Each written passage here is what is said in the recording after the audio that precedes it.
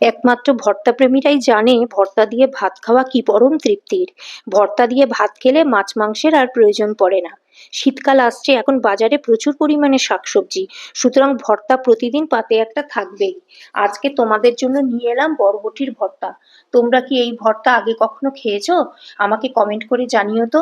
খুব সিম্পল একটা রেসিপি, কিন্তু স্বাদের দুর্দান্ত। রেসিপি দেখার আগে অবশ্যই চ্যানেলটা সাবস্ক্রাইব করে নিও কিন্তু। বরবটি ভর্তার জন্য প্রথমে বরবটিগুলোকে খুব ছোট ছোট করে কেটে নিলাম। এবার কড়াতে 1.5 টেবিল স্পুন মতো সর্ষের তেল দিয়ে তাতে পরিমাণ মতো কালো জিরা ফোড়ন দিলাম। তাতে রসুন ও কাঁচা লঙ্কা ভেজে নিয়ে বরবটিগুলো দিয়ে দিলাম। এবার বরবটিতে নুন হলুদ দিয়ে নাড়াচাড়া করে ঢাকা দিলাম। ঢাকা খোলার পর দেখো বরবটি থেকে কত জল বেরিয়ে এসছে। ওই জলেই কিন্তু বরবটিগুলো সিদ্ধ হয়ে যাবে। জল শুকিয়ে বরবটিগুলো ভাজা ভাজা হয়ে এলে একটা বাটিতে ঢেলে নিয়ে ঠান্ডা করে নিলাম। এবারে ওই ভাজা বরবটি একটা মিক্সিং জারেতে নিয়ে সামান্য জল দিয়ে একটা মিহি পেস্ট বানিয়ে নিলাম। আবারও কড়াইতে 1.5 টেবিল স্পুন তেল দিয়ে পরিমাণ মতো কালো জিরা ফোড়ন দিয়ে তাতে বরবটি পেস্টটা দিয়ে দিলাম। এবারে স্বাদ মতো নুন হলুদ ও চিনি দিয়ে নাড়াচাড়া করতে থাকলাম যতক্ষণ না শুকিয়ে আসে।